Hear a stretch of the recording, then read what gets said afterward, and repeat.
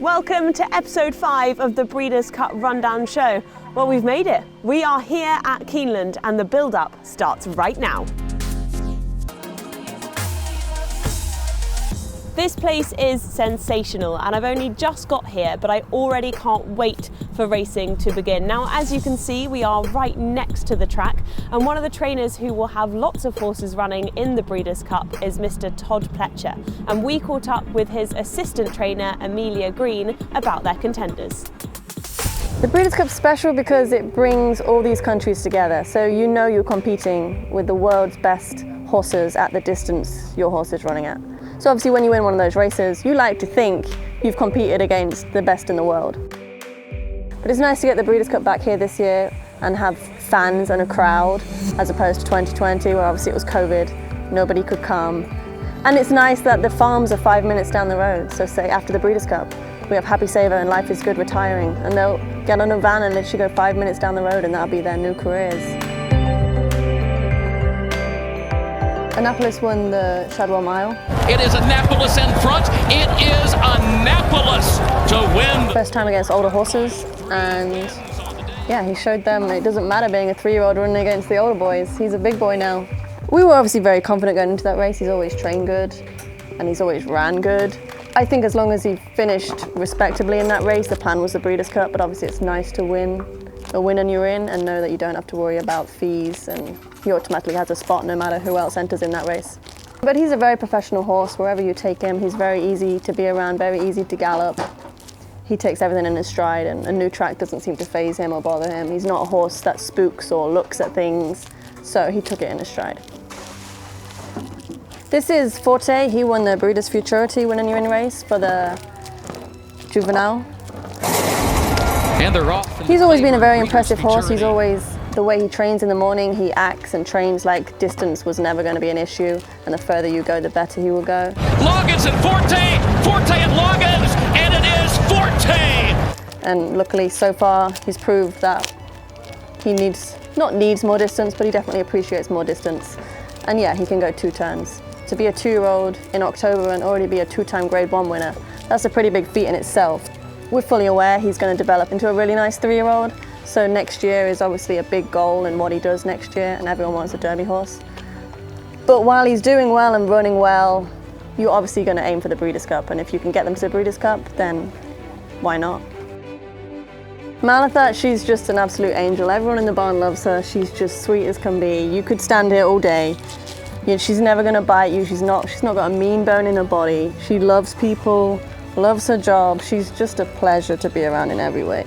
Yeah, I mean, she's her whole career held her own against these top mares that always seem to run against each other, and that's the good thing about them all. They all seem to run against each other, and I'd like to think most of the time she comes out on top. It would be nice to do it again one more time, but the spinster win against Latruska was nice to show. No catching, Malathat winning the Juddmonte Spinster for John Velasquez. Obviously, I'm pretty sure she's retiring after this race, so it will be just nice to end a career with that Breeders' Cup win. You know, she's an older mare and she can still do it, and she's still just as talented as she was when she won the Oaks at 3. Like I say, she's just an absolute angel. She's got such a character, and we'll miss her in the barn when she leaves, that's for sure.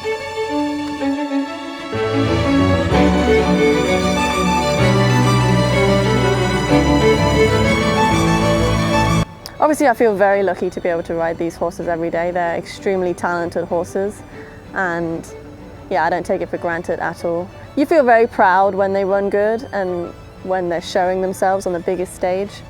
Yeah, it's a very proud moment, and I'm more happy for the horses than myself, because you get to ride them every day and you feel the ability they have every day, but when they go out there in the races and show everybody the ability you get to feel every day, it's a really nice feeling. Now behind me are the jockeys' quarters, and I want to take you back to 2015 when Victor Espinoza made this exact walk before he won on the incredible, iconic and heroic American Pharoah. We caught up with him at his home in California to hear what that experience was truly like. A Triple Crown winner, a Breeders' Cup winner, a horse of a lifetime!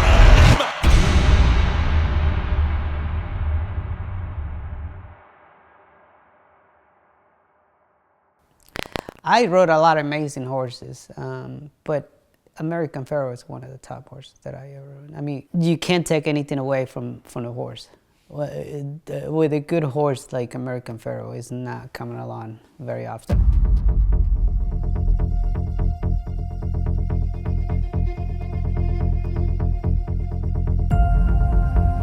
When I won the Classic, I was in Keeneland. Before the race, I was very confident in that race because I know that I pretty much ride the best horse in the race. So you just count the days, and the days come, and the next time you count the hours. I just want him to, get there to the race.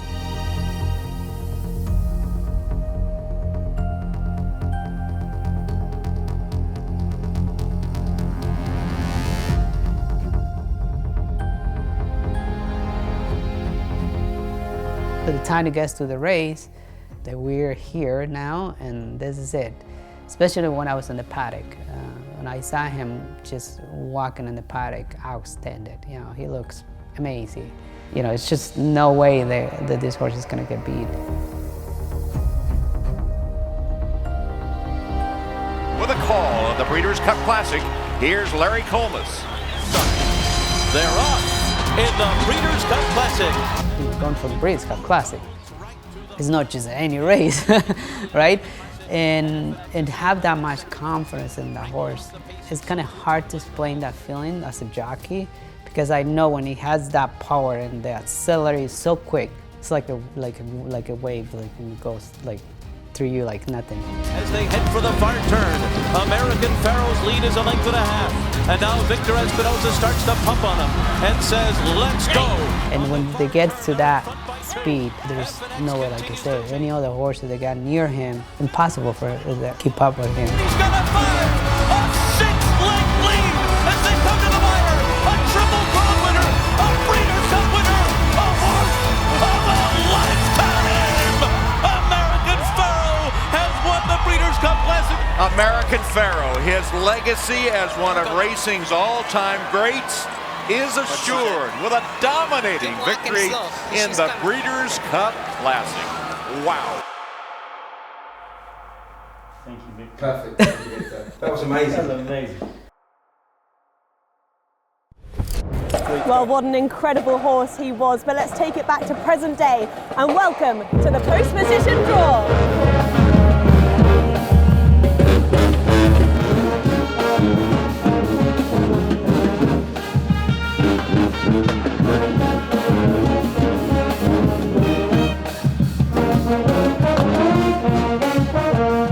I'm here at the Rupp Arena, home of Kentucky's college basketball, for the post-position draw.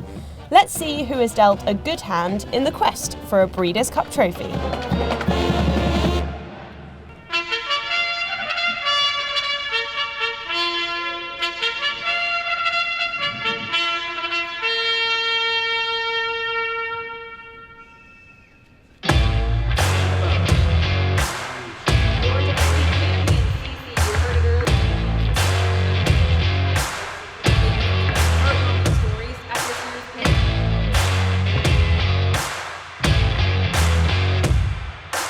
First up, we had the Filly and Mare Sprint, with Cece, last year's winner, securing position 4, whilst Japan's only chance, Chain of Love, is sitting pretty in 6.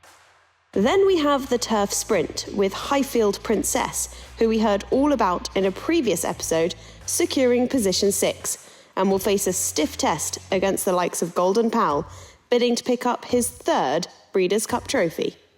The Big Ass Fans Dirt Mile sees Cyberknife lining up in position 9 after choosing to avoid the Classic. Who can blame him when you have Flightline to contend with? In the Filly and Mare Turf, one of Europe's top contenders, Nashwa, looks set fair in position 3, but she will face some task to overcome some impressive American fillies.